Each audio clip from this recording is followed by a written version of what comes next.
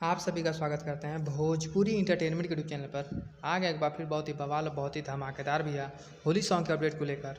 जो अपडेट है भैया भोजपुरी के बहुत ही बेहतरीन बहुत ही लाजवाब सिंगर भाई अंकुश राजा जी का एक बहुत ही शानदार बहुत ही लाजवाब होली सॉन्ग को रिलीज़ कर दिया गया है आज सुबह। जैसा कि आप सभी लोग भैया स्क्रीन पर देख पा रहे होंगे, जिस बेहतरीन और लाजवाब भैया होली सॉन्ग का नाम है हित दीदिया त्योहार।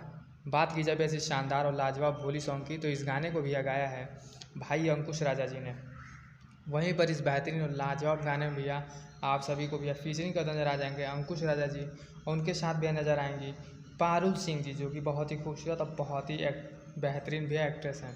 तो इस शानदार और लाजवाब भैया होली सॉन्ग को टी सीरीज़ हमार भोजपुरी के ऑफिशियल चैनल पर रिलीज़ कर दिया गया है। यदि अभी तक भैया आप लोगों ने इस शानदार और लाजवाब होली सॉन्ग को भैया नहीं देखा नहीं सुना है, तो जाएँ टी सीरीज़ हमार भोजपुरी के ऑफिशियल चैनल पर जाकर इस बेहतरीन और लाजवाब होली सॉन्ग को ढेर सारा प्यार आशीर्वाद दें। गाना बहुत ही शानदार बहुत ही लाजवाब बनाया गया है। तो आप सभी ऐसे ही भोजपुरी से जुड़ी हुई ताज़ा नई खबरों को पाने के लिए भोजपुरी इंटरटेनमेंट चैनल को सब्सक्राइब करना बिल्कुल ना भूलें और बेल आइकन को ज़रूर दबाएं, ताकि हमारे चैनल पर जो वीडियो अपलोड हो उसका नोटिफिकेशन सबसे पहले आप तक पहुँचे। तो फिर मिलेंगे हम ऐसे बवाल और धमाकेदार अपडेट को लेकर। तब तक जय हिंद जय भोजपुरी।